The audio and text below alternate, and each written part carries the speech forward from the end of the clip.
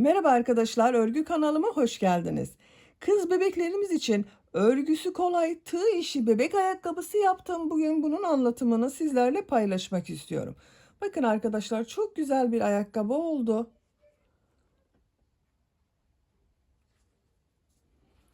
Bilik bölümünde düğmeli yaptım. Bebeğe giydirip çıkarması kolay. Ayakkabının örgüsüne ilk önce yapacak olduğunuz bebeğin büyüklüğüne göre ayak tabanı yaparak başlıyoruz. Ben bugün bu ayakkabı anlatımını 3-6 ay arası bebekler için anlatıyorum arkadaşlar. 3 ile 6 aylık bebekleri olacak şekilde.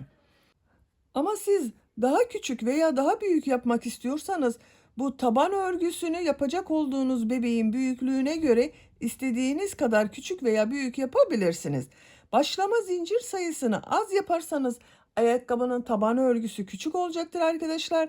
Benim yaptığım sayıdan 1, 2, 3 zincir fazla yaparsanız ayakkabının taban örgüsü daha büyük olacaktır.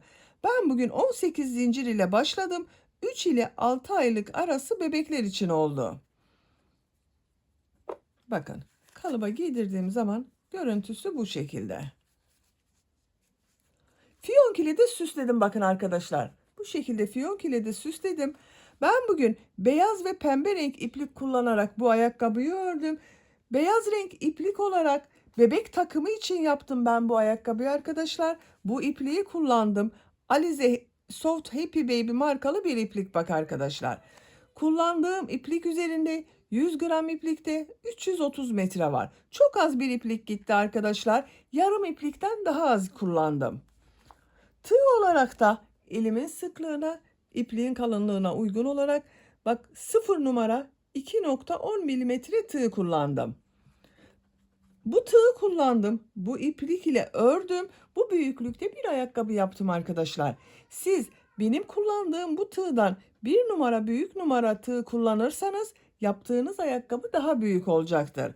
Düğme olarak da bakın buraya 2 tane düğme diktim. Bir buna, bir buna arkadaşlar. Şu şekilde. Fiyonk ile de süsledim. Bakın bu şekilde fiyonk hazırladım. Süsledim. Bu fiyonkun anlatımını videonun içerisinde ben size anlatıyorum arkadaşlar. Ama daha detaylı görmek isterseniz bu fiyonkun olduğu YouTube linkini ben bu videonun açıklama bölümüne ekliyorum. Siz izlediğiniz bu videonun açıklama bölümünde bulunan kolay fiyonk linkine tıklarsanız bunun gibi bir fiyonkları daha detaylı olarak yapabilirsiniz. Pembe renk iplik olarak da bakın bu ipliği kullandım. Akrilik bir iplik kullandım arkadaşlar. Siz istediğiniz marka iplik ve renkleri kullanarak bu ayakkabının örgüsünü yapabilirsiniz. Ben bebek takımı için yaptım. Bu ipliği kullandım.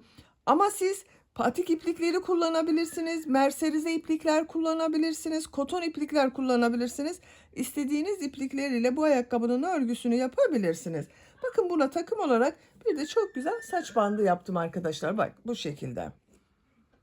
Bu saç bandının anlatımını da ben yaptım. YouTube kanalıma yükledim. Bu saç bandıyla takım yapmak isterseniz saç bandının olduğu YouTube linkini izlediğiniz bu videonun açıklama bölümüne ekliyorum. Siz izlediğiniz bu videonun açıklama bölümünde bulunan fiyonklu saç bandı linkine tıklarsanız bunun gibi güzel bir takım yapabilirsiniz. İpliği tığı hazırlayalım. Hep birlikte bu güzel ayakkabının örgüsüne başlayalım. Örgü kanalıma abone değilseniz abone olmayı unutmayın lütfen. Örgü kanalıma abone olmak ücretsiz. Örgü kanalıma ücretsiz abone olup orada bulunan zil şeklinde dokunarak açık yaparsanız kanalıma video yüklediğim zaman ilk önce size bildirim gelir. Örgülerimden herkesten önce sizin haberiniz olur. İzlediğiniz videolarıma beğeni ve yorumlarınızı da yaparsanız çok sevinirim arkadaşlar. Örgü kanalıma ücretsiz abone olup beğeni ve yorumlarıyla da destek olan bütün arkadaşlara ayrıca teşekkür ederim. Hepinize kolay gelsin. İyi çalışmalar.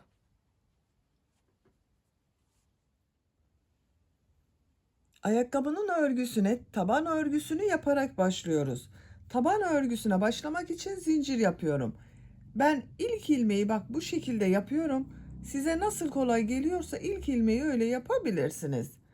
Başlangıç için 18 zincir yapıyorum. 1, 2, 3, 4, 5, 6, 7, 8, 9, 10, 11, 12, 13, 14, 15, 16, 17, 18. 18 zincir yaptım. Ben bugün bu ayakkabıyı 3-6 aylık bebek için yapıyorum. 18 zincir yaptım. Siz yeni doğan bebek için yapacaksanız 16 veya 17 zincir yapmanız yeterli olacaktır. Yeni doğanlar için 16 zincir yeterli arkadaşlar. Biraz büyük olsun derseniz 17 zincir yapmanız yeterli olacaktır. Daha büyük 6 aylık bebek için yapıyorsanız bunu 19 zincir yapabilirsiniz. 9-12 aylık bebek için yapıyorsanız da 20 zincir ile başlamanız iyi olacaktır. Bir ilmek atlıyorum. İkinci ilmek içine 2 sık iğne yapıyorum. Bak aynı ilmeğe 2 sık iğne yapıyorum. Burası ayakkabının topuk bölümü olacak. 7 sık iğne yapıyorum. 1 2 3 4 5 6 7. 7 sık iğne yaptım bak. Tığ üzerine iplik alıyorum. Bir yarım trabzan yapıyorum. Bak yarım trabzanı şu şekilde yapıyorum. Zincire tığ takıyorum. İlmek aldım. Tığ üzerinde 3 ilmek var. 3'ün içinden bir defa da çekiyorum. Yarım trabzan oluyor. Takip eden 6 zincir üzerine trabzan yapıyorum. Trabzanı 2 defa da çıkarıyorum. Bak tığ üzerine iplik alıyorum. 1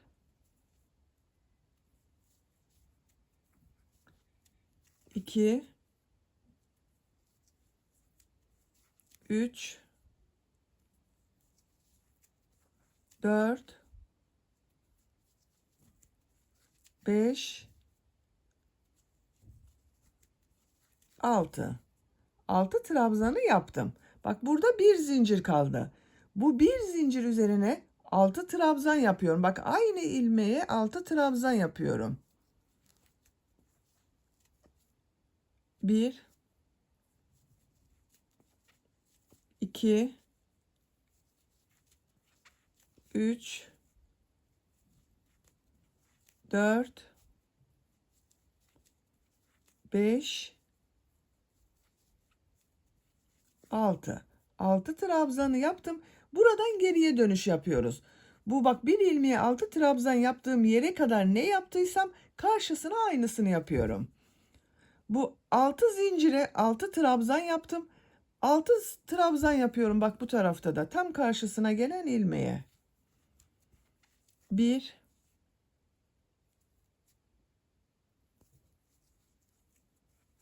2 3 bak ipliği de arada tutuyorum görünmüyor. 4 5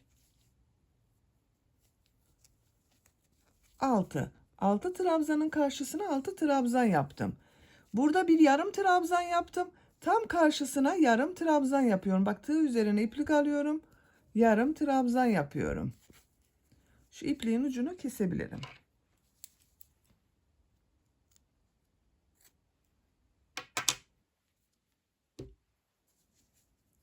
Buraya 7 sık iğne yaptım. Tam karşısına 7 sık iğne yapıyorum. Bak her ilmeğe bir sık iğne yapıyorum. 1 2 3 4 5 6 7. 7 sık iğneyi yaptım. Sıra başında bir ilmeğe 2 sık iğne yaptım. Karşısına da bak 2 sık iğne yapıyorum. Aynı ilmeğe 2 sık iğne yapıyorum. Bu son ilmek ile bak burada yaptığım ilk ilmeği ilmek kaydırma yaparak sırayı birleştiriyorum. Bakın arkadaşlar ilk sırasını tamamladık. Görüntüsü böyle oldu. İkinci sıradayız. 2 zincir yapıyorum. Burada yaptığım bak 2 sık iğnenin üzerine ikişer defa trabzan yapıyorum. Tığ üzerine iplik alıyorum. İlk ilmek üzerine 2 trabzan yapıyorum. 1 2 ikinci ilmek üzerine de 2 trabzan yapıyorum. 1 2 bak.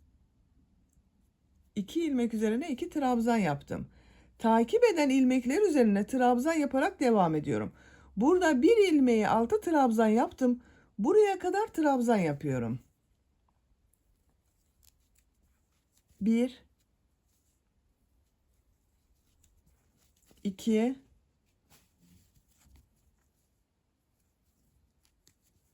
3 4 5 6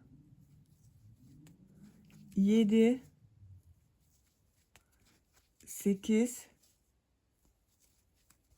9 10 11 12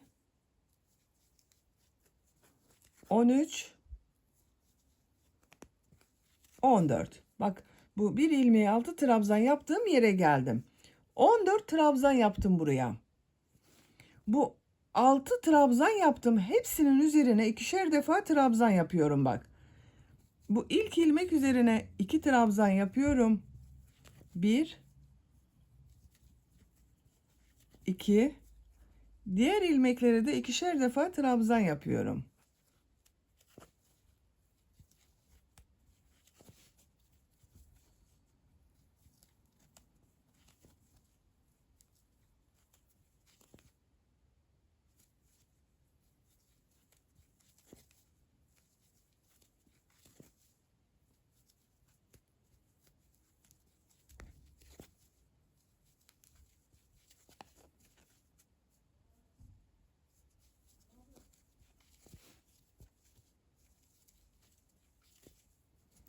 Bakın arkadaşlar. 6 trabzanın üzerine ikişer defa trabzan yaptım. Bak 1, 2, 3, 4, 5, 6 çift trabzan oldu. Burada da bir yuvarlak görüntü elde ettik bakın. Burası ayakkabının ön bölümü olacak. Diğer ilmeklere trabzan yaparak devam ediyorum. Bak burada 14 trabzan yaptım. Buraya da 14 trabzan yapıyorum. 14 trabzan yaparak bu 2 ilmek kalasıya kadar devam edelim. 14 trabzanı yaptım. Bak burada 2 ilmek kaldı. Bu 2 ilmek üzerine ikişer defa trabzan yapıyorum.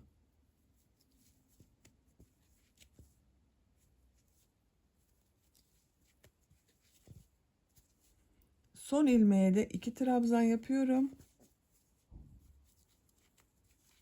Sıra başında da bak burada 2 ilmeğe 2 trabzan yaptım. Sıra sonunda da 2 ilmeğe 2 trabzan yaptım.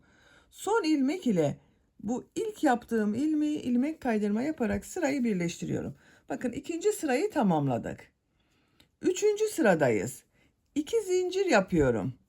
Burada bak 1, 2, 3, 4 ilmek var. Hepsinin üzerine ikişer defa trabzan yapıyorum. İlk ilmek üzerine 2 trabzan yapıyorum. 1, 2, ikinci ilmeğe 2 trabzan yapıyorum. 1, 2, üçüncü ilmeğe 2 trabzan yapıyorum. 1, 2, son bak bu çift yaptığım ilmeğe 2 trabzan yapıyorum. 1, 2, 3, 4 ilmek üzerine ikişer defa trabzan yaptım. Burada bak 14 trabzan yaptım. 14 trabzanın üzerine trabzan yapıyorum. Burada arttırma yaptığım bak bu ilk ilmeğe kadar. Her ilmeğe bir trabzan yapıyorum bak.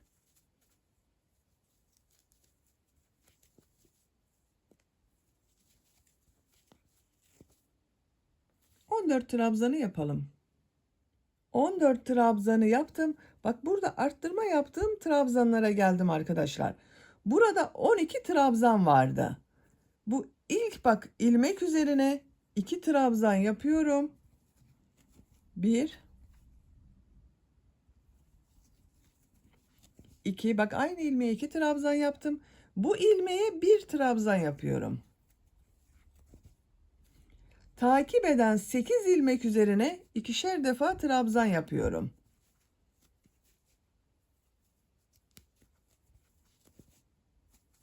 Bak 1 2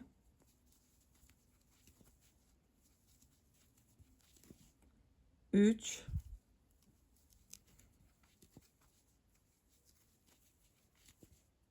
4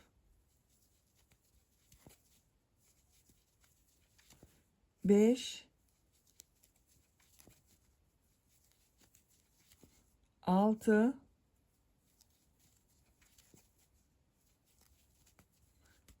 7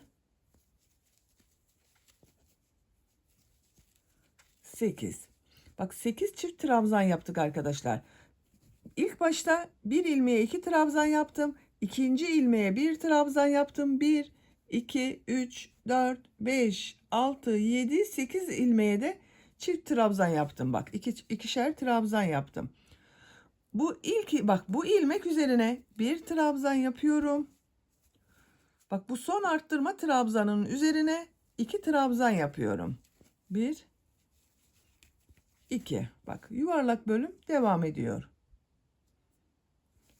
14 ilmek üzerine trabzan yapıyorum. Bak artık birer defa trabzan yapıyorum. 14 trabzanı yapalım.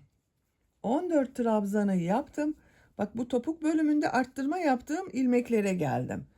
4 ilmek üzerine bak 1 2 3 4 ikişer defa trabzan yapıyorum. 1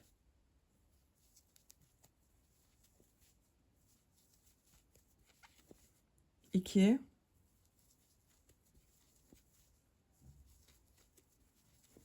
3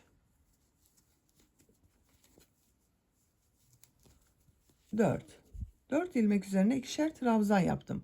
Son ilmek ile bak burada 2 zincir yaptıktan sonra burada oluşan ilmeği ilmek kaydırması yaparak birleştiriyorum. Üçüncü sırayı da tamamladık. Bakın arkadaşlar. Bu şekilde oldu. Bunun çevresinden bir sıra sık iğne yapıyorum ben. Arttırma yapmıyorum. Her ilmeğe bir sık iğne yapıyorum. Dördüncü sıradayım. Bir zincir yapıyorum. İlk ilmek üzerine sık iğne yapıyorum. Diğer ilmekleri de sık iğne yaparak devam ediyorum.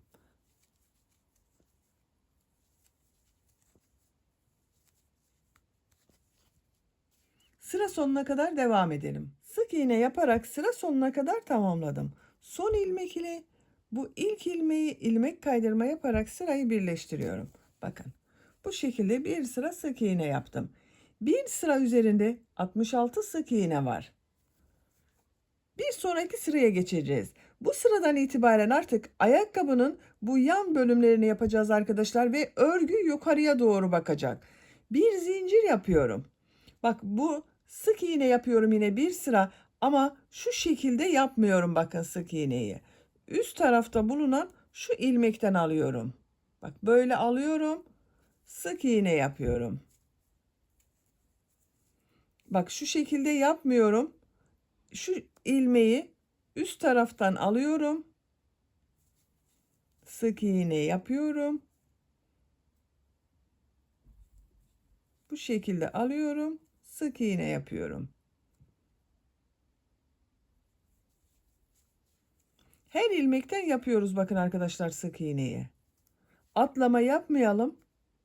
Bu sırada da 66 sık iğne olacak. Eksiltme veya arttırma yapmayalım. Bakın bu şekilde yapıyorum. Böyle yapmıyorum. Bak tekrar gösteriyorum. Böyle yapmıyorum. İlmeği şu şekilde alıyorum. Sık iğne yapıyorum.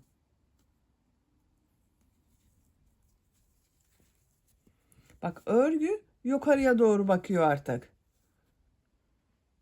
Görüntüsü bu şekilde. Sıra sonuna kadar devam edelim. Sık iğne yaparak sıra sonuna kadar tamamladım. Bak son ilmeği de Üst taraftan alarak sık iğne yaptım. Bu son ilmek ile ilk yaptığım bu ilmeği ilmek kaydırma yaparak sırayı birleştiriyorum. Bir sıra üzerinde yine 66 sık iğne var. Bakın artık ilmekler yukarı doğru bakıyor arkadaşlar. Üst bölümden aldığımız için ilmekler yukarı doğru bakıyor. Örgü artık yukarı doğru devam edecek. Pembe renk ipliği burada bitiriyorum. İpliği kesiyorum.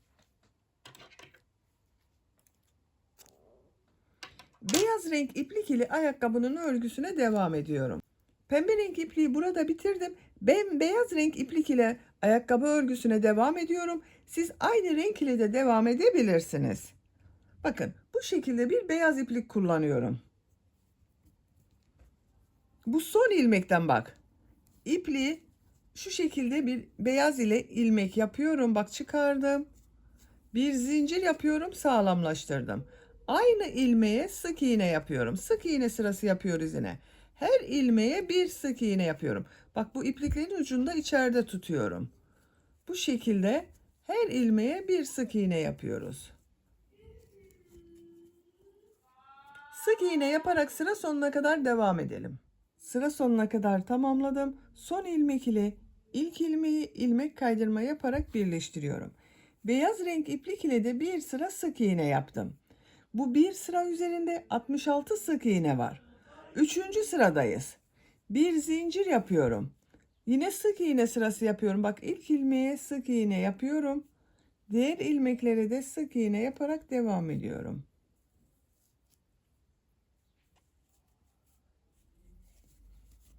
Sıra sonuna kadar devam edelim. İlmek kaydırma yapalım, birleştirelim. Bir sonraki sırada yine sık iğne yapalım. Bu şekilde ayakkabının örgüsü devam edecek arkadaşlar. Ben bugün bu ayakkabının örgüsünü 4 sıra yapıyorum. Beyaz renk iplik ile 4 sıra sık iğne yapalım gelelim. Ayakkabının örgüsünü beyaz renk iplik ile 4 sıra sık iğne yaptım. Sayıyorum. 1, 2, 3, 4. Bakın görüntü olarak böyle oldu arkadaşlar. Kayık görüntüsünde oldu bakın. Bu sıradan itibaren bu ön bölümlerde kesmeler yapacağız. Ayakkabının şeklini vereceğiz. Onun için işaret yapıyorum. Ön bölümde kesme yapacağım yerleri işaretliyorum. Bu bir sıra üzerinde 66 sık iğne var. Sizin bebeğinizin ayağı tombulsa arkadaşlar bir sıra daha sık iğne yaparsanız daha güzel olacaktır. 4 değil de bunu 5 sıra sık iğne yaparsanız tombul ayaklı bebekler için güzel olacaktır. Bak şu şekilde katlıyorum. Altı bak zincir yaptığım yeri düz yapıyorum. Şu şekilde katlıyorum. Ön bölümden sayıyorum.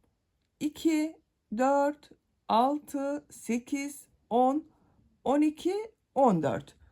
14.'ye işaret yapıyorum. Tekrar sayıyorum. 2, 4, 6, 8, 10, 12, 14. Diğer taraftan da bak 14 ilmek işaretliyorum. 2, 4, 6, 8, 10, 12, 14. 14.'ye işaret yapıyorum. 28 ilmeği işaret yaptım bakın burada. Buralarda kesme yapacağız. 66 sık iğne vardı. 19 sık iğne burada. 19 sık iğne de burada var. 19 sık iğne yapmıyorum. Bu başlangıçtan itibaren 10 sık iğneyi sayıyorum bak. 1, 2, 3, 4, 5, 6, 7, 8, 9, 10. Bu 10.'ya işaret yapıyorum. İşaret iğneleriniz yoksa bak şu şekilde iplik ile de işaret yapabilirsiniz. 10. ilmeğe işaret yaptım. Burada bak 1, 2, 3, 4, 5, 6, 7, 8, 9 ilmek kaldı. Diğer taraftan da bak sıra sonunda 10 ilmek işaretliyorum. 2, 4, 6, 8, 10. İşaret yapıyorum. Bakın 4 yerden işaret yaptık arkadaşlar.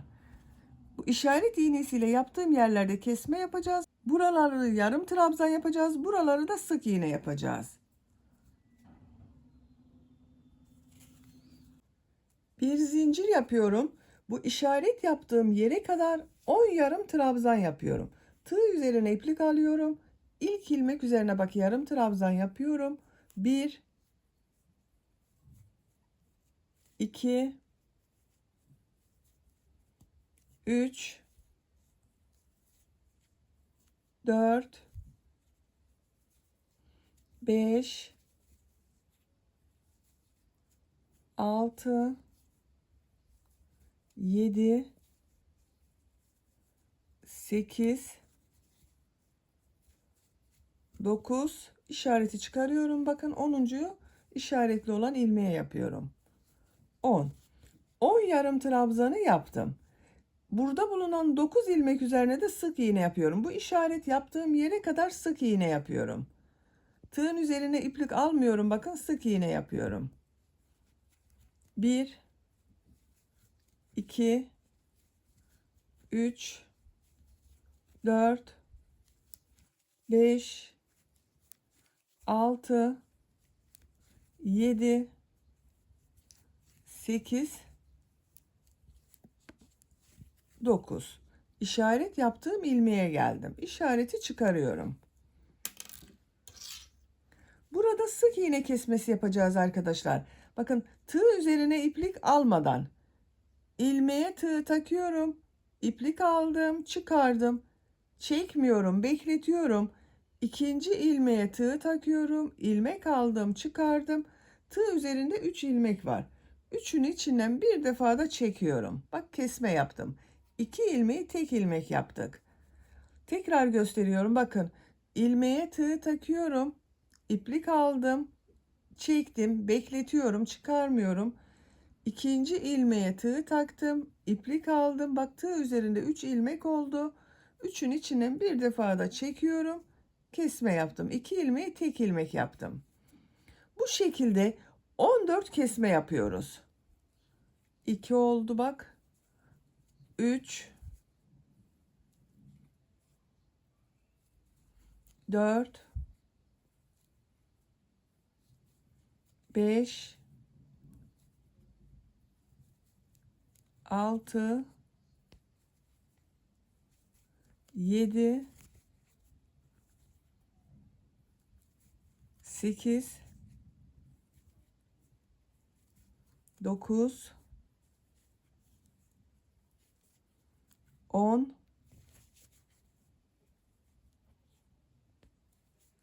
11 12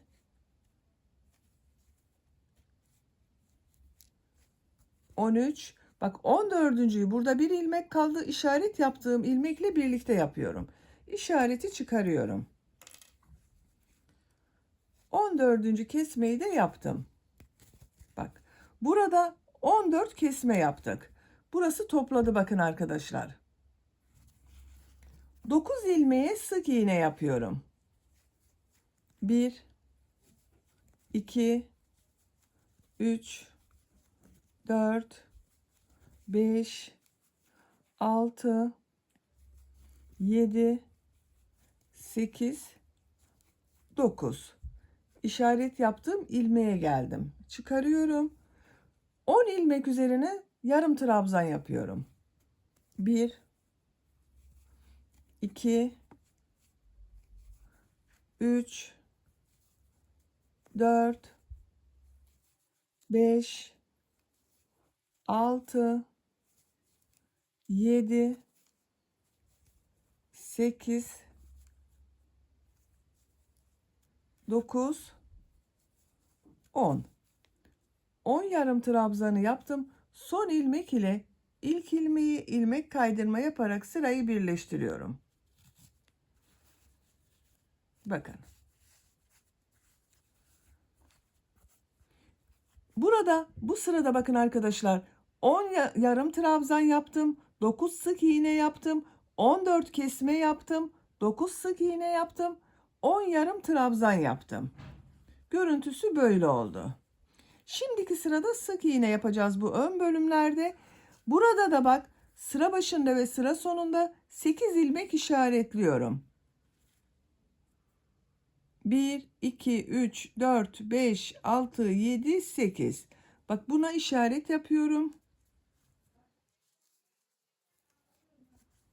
Sıra sonunda da 8 ilmeğe işaret yapıyorum. 2, 4, 6, 8. Bu işaret yaptığım ilmekleri yarım trabzan yapıyorum. Diğer ilmekleri sık iğne yapıyorum. Bir zincir yapıyorum. Tığ üzerine iplik alıyorum. 8 yarım trabzan yapıyorum. 1, 2, 3, 4, 5, 6, 7. Bak işaret yaptığımla 8. 8 yarım trabzanı yaptım. Diğer ilmekleri sık iğne yapıyorum. Bak her ilmeğe bir sık iğne yapıyorum. Bu işaret yaptığım yere kadar sık iğne yaparak devam edelim. İşaret yaptığım yere kadar sık iğne yaptım. 36 sık iğne yaptım arkadaşlar buraya. Bak işaret yaptığım yerdeyim. Burada bulunan 8 ilmek üzerine yarım trabzan yapıyorum. 1, 2, 3, 4, 5, 6,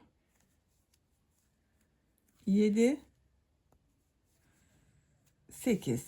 Son ilmek ile ilk ilmeği ilmek kaydırma yaparak birleştiriyorum.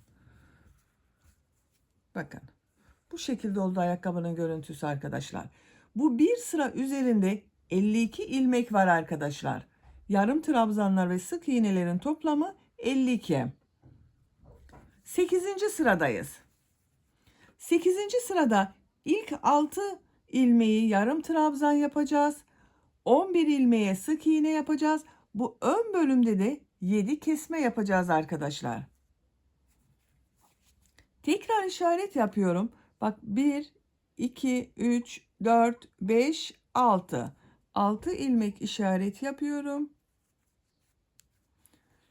Sıra sonunda da 6 ilmek işaret yapıyorum. 2, 4, 6. Şu şekilde işaret takıyorum.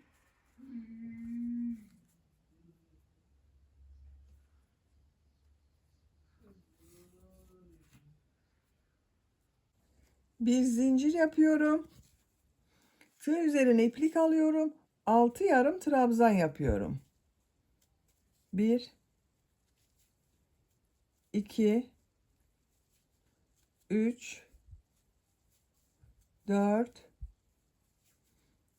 5. Bak işaretle 6 oluyor. 6 yarım trabzanı yaptım. 11 sık iğne yapıyorum. 1, 2, 3,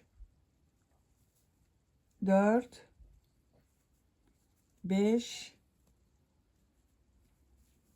6, 7, 8, 9,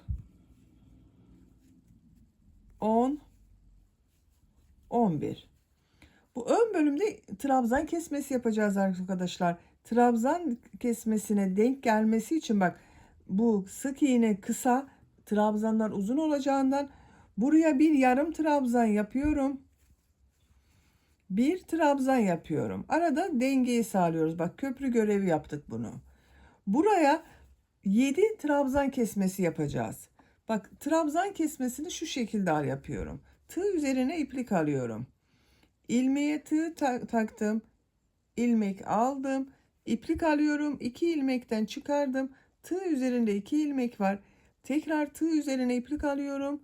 İlmekten iplik aldım. 2 ilmekten çektim. Tığ üzerinde 3 ilmek var. Hepsinin içinden bir defa da çekiyorum. Bak 2 ilmek tek ilmek oldu. 7 kesme yapacağız arkadaşlar. Trabzan kesmesi yapıyorum. Bak tığ üzerine iplik alıyorum. Elimi takip ederseniz daha iyi anlaşılır. Yavaş yapıyorum.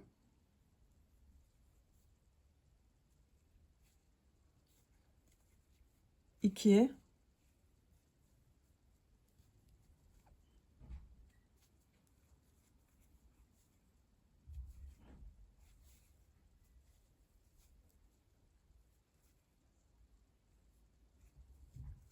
3,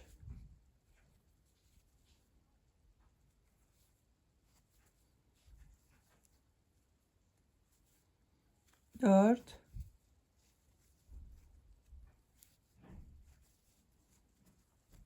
5,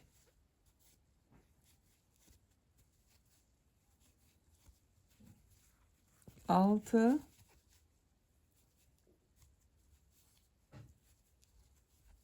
7. 7 trabzan kesmesi yaptım. Bak görüntüsü böyle arkadaşlar. Sayıyorum. 1, 2, 3, 4, 5, 6, 7. Burada yaptığım gibi bak bir yarım trabzan bir trabzan yaptım. Bu kesmelerden sonra bir trabzan yapıyorum. Bir yarım trabzan yapıyorum. 11 ilmeğe sık iğne yapıyorum.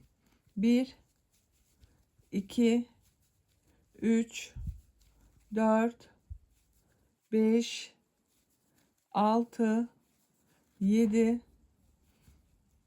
8, 9, 10, 11. Bak işaret yaptığım ilmeğe geldim. Çıkarıyorum. 6 yarım trabzan yapıyorum. 1, 2, 3, 4, 5, 6. Son ilmek ile ilk ilmeği ilmek kaydırma yaparak birleştiriyorum. Bakın arkadaşlar. Ayakkabının görüntüsü böyle oldu. Bir zincir yapıyorum. Sık iğne sırası yapıyoruz. Bak bu ilk ilmek üzerine sık iğne yapıyorum. Diğer ilmekleri de sık iğne yaparak devam ediyorum. Her ilmeğe bir sık iğne yapıyorum. Sıra sonuna kadar devam edelim. Sıra sonuna kadar tamamladım. Bak son ilmek ile ilk ilmeği ilmek kaydırma yaparak sırayı birleştiriyorum. Bir sıra sık iğne yaptım arkadaşlar. Bu bir sıra üzerinde 45 sık iğne var. İpliği burada kesiyorum.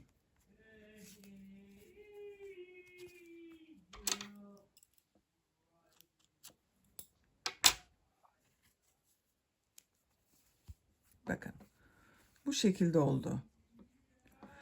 Ayakkabının birisine ayakkabı bölümünü hazırladık. Şimdi buraya düğme için kordon yapacağız arkadaşlar. Bunun aynısından bir ayakkabı daha hazırlayalım. İki ayakkabının örgüsünü birlikte yaparız. Bu ayakkabının aynısından bak bir tane daha yaptım arkadaşlar. Aynı sayı ile başladım. Taban örgüsünü yaptım. Bu beyaz renk ile de aynı işlemleri yaptım bak. Şu kalıba giydiriyorum. Bak görüntüsü böyle oldu. Şimdi bu kordon bölümünü yapacağız. Düğme için düğme kordonu yapacağız. Bak ikisi de aynı. Sağ sol yok. Bu sıradan itibaren ayakkabının artık sağını solunu belli edeceğiz arkadaşlar. İpliği alıyorum. Bak işaret yaptım. Bu topuk bölümünün olduğu yerde 22 ilmek işaretledim bak. 2, 4, 6, 8, 10, 12, 14, 16, 18, 20, 22. 22 ilmek işaret yaptım. Bunda da aynı şekilde 22 ilmek işaret yaptım. Örgünün ters tarafından başlıyorum bak. Şuradan. İşareti çıkarıyorum. Çıkardığım ilmekten beyaz renk iplik ile ilmek yapıyorum. Bir zincir yaptım, sağlamlaştırdım. Aynı ilmeğe bir sık iğne yapıyorum. Diğer ilmekleri de sık iğne yaparak devam ediyorum. Bu işaret yaptığım yere kadar 22 sık iğne yapıyoruz. Sayalım 1, 2, 3, 4, 5, 6, 7, 8, 9, 10, 11, 12,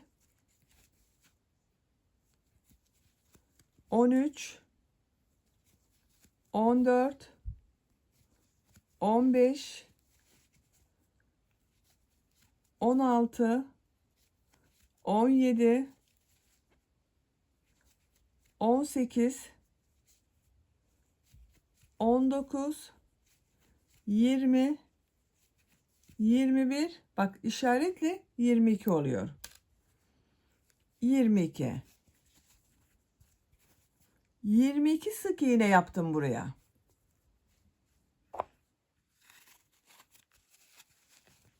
Bakın ayakta görüntüsü böyle olacak arkadaşlar.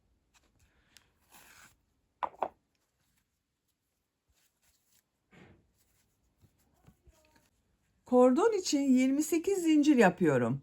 1, 2, 3, 4, 5,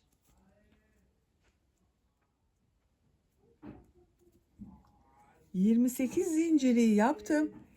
Bunun üzerinden trabzanlar yapıyorum. Tığ üzerine iplik alıyorum. 3 ilmek atlıyorum. 1, 2, 3. Dördüncü ilmeğe trabzan yapıyorum. Çok sıkı yapmıyorum trabzanlar arkadaşlar. Diğer ilmeklere de trabzan yapıyorum. 24 trabzan yapıyoruz.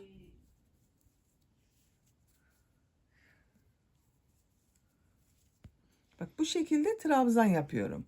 Sıra sonuna kadar devam edelim. Zincirler üzerine 24 trabzan yaptım. Trabzanlara devam ediyorum. Bak bu sık iğnelerin üzerinde de trabzan yapmaya devam ediyorum. 22 sık iğne vardı. Üzerlerine trabzan yapıyorum. Bu sıra sonuna kadar devam edelim. Sıra sonuna kadar trabzan yaptım. Sıra sonunda bir ilmek kaldı. Bu ilmeğe sık iğne yaparak bitiriyorum arkadaşlar. Bak şu şekilde sık iğne yaptım. İpliği kesiyorum.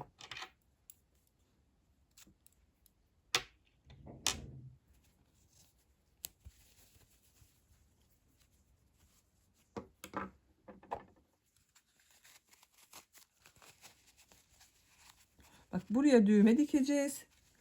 Bu yaptığımız trabzanlarda düğme iliği olarak kullanacağız. Şu şekilde. Bakın çok güzel oldu. Bu ayakkabının bak sol oldu arkadaşlar. Sol ayak için yaptık bu ayakkabıyı. Bunu da sağ ayak için yapıyoruz. Sadece bu bak kordonun yönü değişecek. Aynı şekilde başlıyorum sık iğneyi. Bak örgünün ters tarafından bu işaret yaptığım ilmekten beyaz renk ile ilmek yapıyorum. Bir sık iğne yapıyorum. Sık iğne yapıyorum. 22 sık iğne yapıyorum.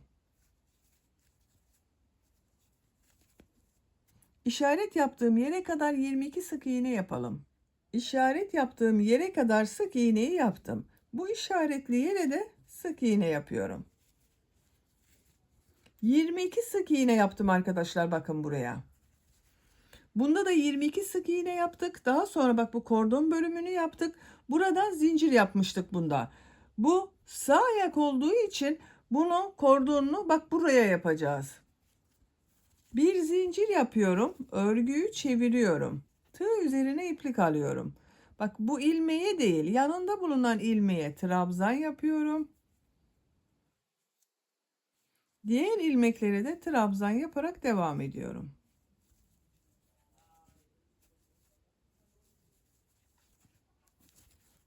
Sıra sonuna kadar devam edelim. Sıra sonuna kadar trabzanları yaptım. Bakın bu şekilde oldu arkadaşlar. Buraya bu yaptığım kordondan yapacağız. Bunda 28 zincir yaptım. Üzerine 24 trabzan yaptım. Burada da aynısını yapıyorum. 28 zincir yapıyorum bak. 28 zinciri yapalım. 28 zinciri yaptım. Tığ üzerine iplik alıyorum. 3 ilmek atlıyorum. 1, 2, 3, 4. ilmeğe trabzan yapıyorum. 24 trabzan yapıyorum. Zincirler üzerine her ilmeğe birer defa bak.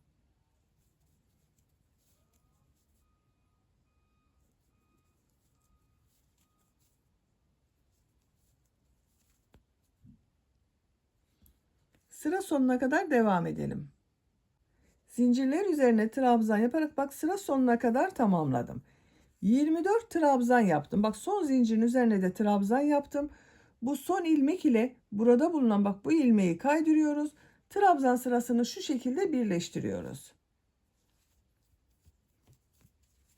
Bak son zincirin üzerindeki trabzanda bulunan ilmeği tığ üzerine iplik almadan bu trabzan sırasından önce yaptığım sık iğne sırası var.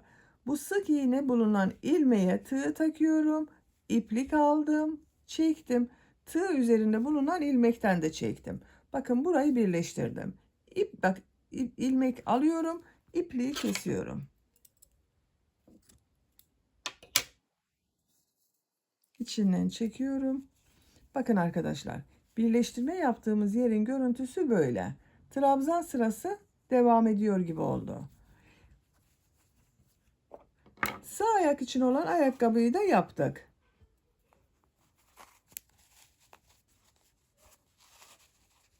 Bakın. Gördüğünüz gibi sağ ve sol ayak için olan ayakkabıları yaptık.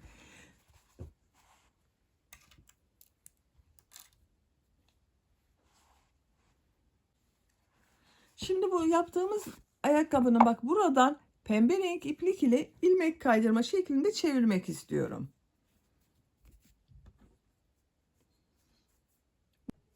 Şu ilmekten bakın arkadaşlar, tığı takıyorum.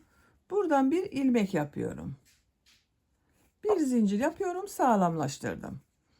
İlmek kaydırma yapacağız. Bak şu ilmeğe tığ takıyorum. İplik aldım. Çektim. Tığ üzerinde bulunan ilmekten de çekiyorum. Bak şu şekilde batıyorum. İlmeğe tığ taktım. İlmek aldım. Çektim. Bak ilmeğe şu şekilde yapıyorum. İlmek alıyorum. Çekiyorum. İlmek kaydırma yapıyoruz. Çok sıkı yapmayalım bu ilmek kaydırmaları da. Çekme yapar yoksa. Bak.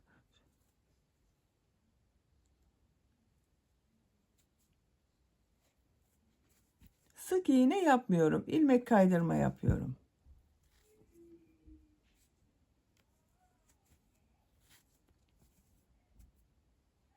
Bak yan tarafından pembe renk iplik ile ilmek kaydırma yapıyoruz arkadaşlar. Bu şekilde her ilmekten ilmek kaydırma yaparak bak çevresini tamamen çevirelim. Buradan da yapalım. Başladığımız yere kadar devam edelim. İlmek kaydırma yaparak başladığım yere kadar tamamladım bakın arkadaşlar. Son ilmeğe de ilmek kaydırma yaptım. İlk yaptığım bu ilmeğe tığ takıyorum. İplik aldım, çektim. İlmek kaydırma yapıyorum. Bak burada bitirdim. İpliği burada kesiyorum. İlmeğin içinden bak çektim. Ters taraftan tığ takıyorum. Bu ilmeği bak diğer tarafa alıyorum ipliğe ucunu. Bakın birleştirme yaptığımız yerin görüntüsü böyle oldu. Bu iplikleri de örgünün ters tarafından ilmekler arasından bak şu ilmeklerden çekerek kaybedebiliriz.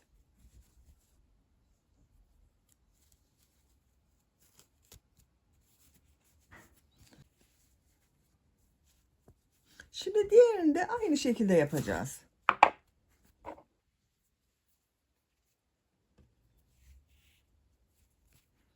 Bak buradan bu ilmekten bir ilmek yapıyorum. Bir zincir yapıyorum, sağlamlaştırıyorum.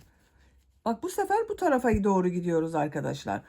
Diğerinde buradan başladık. Bu şekilde devam ettik. Burada ilk önce bu ön bölümde bulunan ilmekleri yapıyoruz. İlk ilmeğe tığ takıyorum, ilmek kaydırma yapıyorum. İkinci ilmeğe tığ takıyorum, ilmek kaydırma yapıyorum.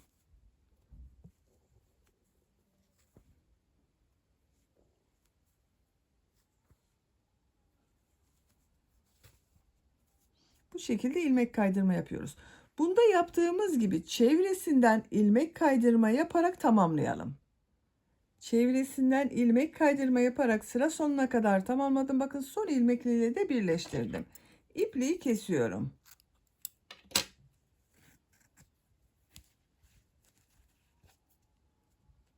Örgünün ters tarafına ipliğin ucunu alıyorum. Bak buradan.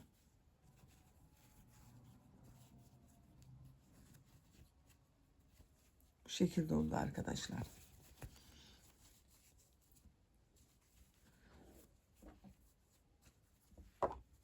Bunu da hazırladık. Bakın ben diğerini hazırladım. Bu şekilde fiyonk ile de süsledim bakın arkadaşlar. Biraz önce yaptığımız ayakkabıyı bu şekilde yaptım. Şimdi bunu da süsleyeceğiz. Süsleme yapmadan önce tabanından bak bir sıra ilmek kaydırma yaptım. Tırtıklı bir görüntü elde ettim burada. Bakın bu düz görünüyor. Bu şekilde bir zincir bir ilmek kaydırma yaparak tırtıklı bir görüntü elde ediyoruz.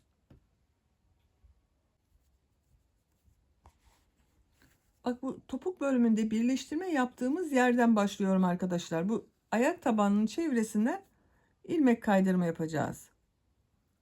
Şu ilmekten bir pembe renk iplik ile bir ilmek yapıyorum. Bir zincir yapıyorum, sağlamlaştırıyorum. İlk bak ilmek üzerine tığ takıyorum, iplik aldım, çektim. Tığ üzerinde bulunan ilmekten de çekiyorum. Bir zincir yapıyorum. Bak ikinci ilmeğe tığ takıyorum. İlmek aldım, çektim. Tığ üzerinde bulunan ilmekten de çekiyorum. Bir zincir yapıyorum. İlmek alıyorum. Tığ üzerine bulunan ilmekten çekiyorum. Bir zincir bir ilmek kaydırma yapıyoruz.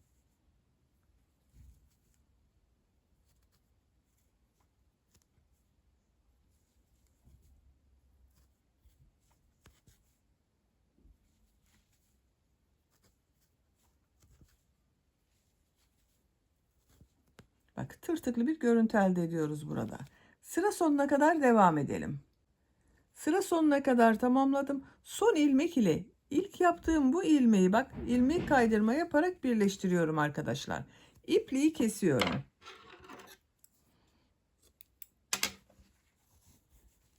İpliğin ucunda örgünün bak ters tarafından tığ takıyorum. İçeri çekiyorum.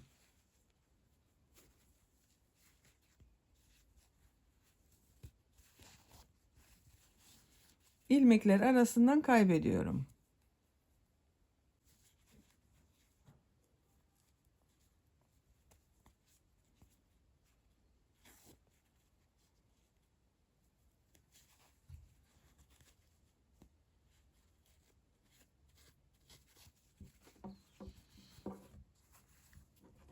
Bakın arkadaşlar. Çok güzel oldu. Bak tabanını çevirdiğimiz için tırtıklı bir görüntü elde ettik burada. Şimdi fiyonklarını yapalım. Fiyonkun örgüsü çok kolay. Zincirle başlıyoruz.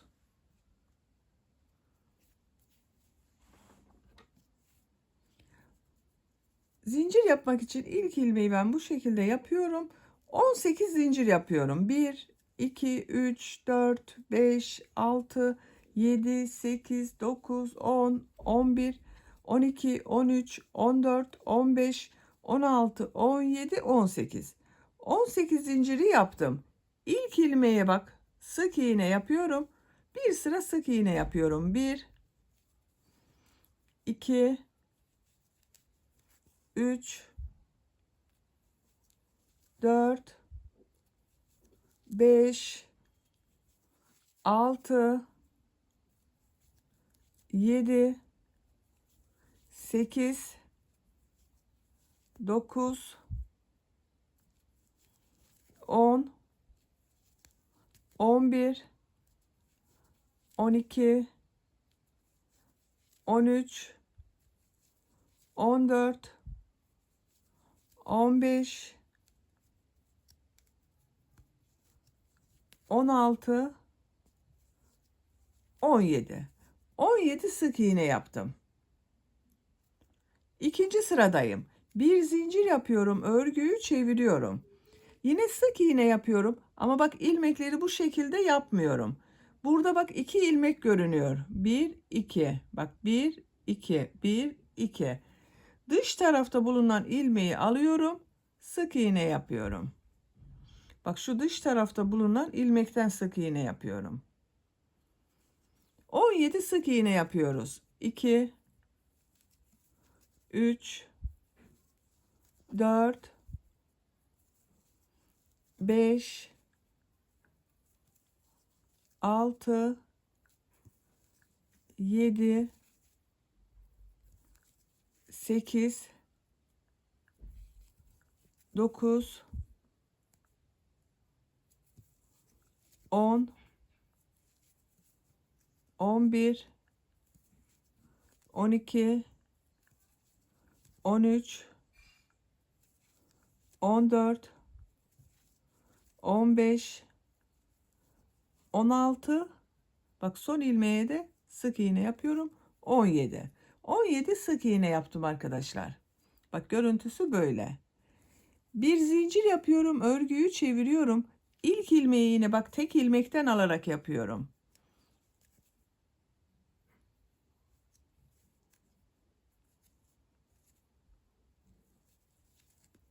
Bu şekilde. Sıra sonuna kadar devam edelim. Bu fiyongun genişliğini ne kadar istiyorsanız sık iğne sırasını tekrarlayarak tamamlayalım. Fiyonk örgüsünü sık iğne sırasını tekrarlayarak tamamladım arkadaşlar. İpliği kesiyorum bak.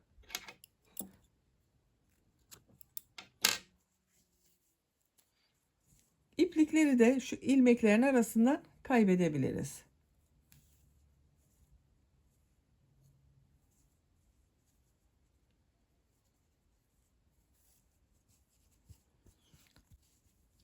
Şimdi fiyongun bu orta bölümde büzme işlemini yapacağız arkadaşlar.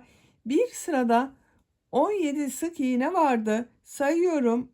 2, 4, 6, 8, 9. Bak 9. ilmek orta nokta. Şu şekilde tığ takıyorum bak. Her sırada. Kaydırma yapmıyorum bak.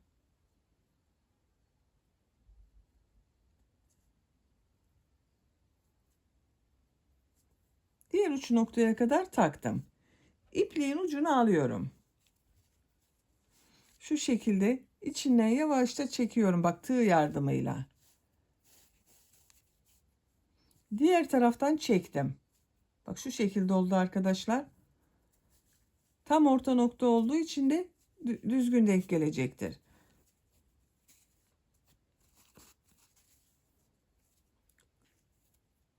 Bak şöyle çekerek bağlıyorum. İki ucunu bağlıyorum. Sıkıca bağlıyorum. Bakın. Orta noktayı belirledik. Şimdi bunun çevresinde dolama yapıyorum bak şu şekilde.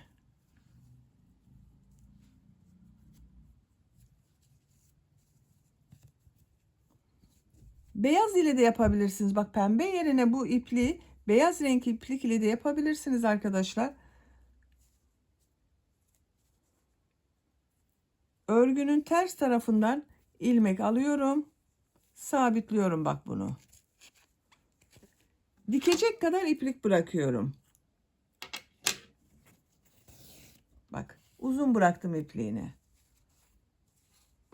Bunu ayakkabının üzerine şu şekilde dikebilirsiniz. Ben bugün incili yaptım. Bak bu şekilde inci vardı. Hepinizin evinde belki inci olmayabilir. Onun için bu şekilde düz de yapabilirsiniz. Bakın incili fiyonk yaptım. Ortaya inci diktim arkadaşlar.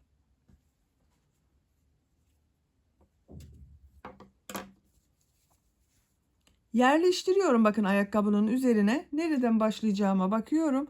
Tam orta noktadan işaret yapıyorum. Nasıl diktiğimde gösteriyorum size. Orta noktadan işareti bak sabitliyorum.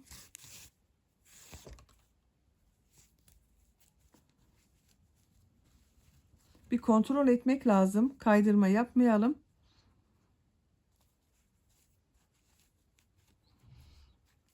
ilmeklerden geçiriyorum bakın. Şu fiyongun ters tarafında ilmeklerden geçiriyorum. Bak tekrar fiyonga iğneyi takıyorum, çekiyorum. 4 noktada tutturmanız yeterli olacaktır. Fiyongun içerisinden geçiriyorum bak ipliğe. Ters tarafından diğer uç noktaya geçirdim.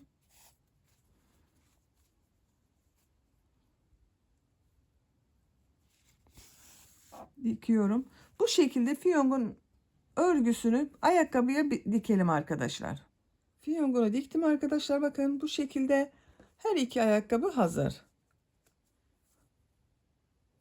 Düğmesini de diktim bakın buraya. 1, 2, 3. trabzan aralığına bak düğmeyi diktim ben.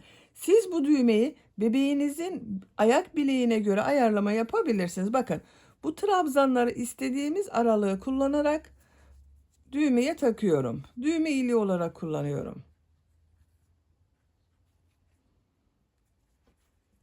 Şu ayak kalıbına da takıyorum bakın. Ayakta duruşunu görelim. Bu şekilde.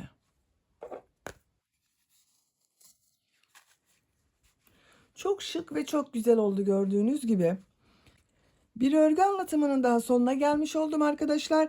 Beni dinlediğiniz ve izlediğiniz için hepinize çok teşekkür ederim. Örgü kanalıma abone değilseniz abone olmayı unutmayın lütfen. Örgü kanalıma abone olmak ücretsiz. Örgü kanalıma ücretsiz abone olup orada bulunan zil şeklinde dokunarak açık yaparsanız kanalıma video yüklediğim zaman ilk önce size bildirim gelir. Örgülerimden herkesten önce sizin haberiniz olur. İzlediğiniz videolarıma beğeni ve yorumlarınızı yaparsanız çok sevinirim arkadaşlar. Sizlerle yeni örgülerde görüşmek dileğiyle. Hoşça kalın, sevgiyle kalın.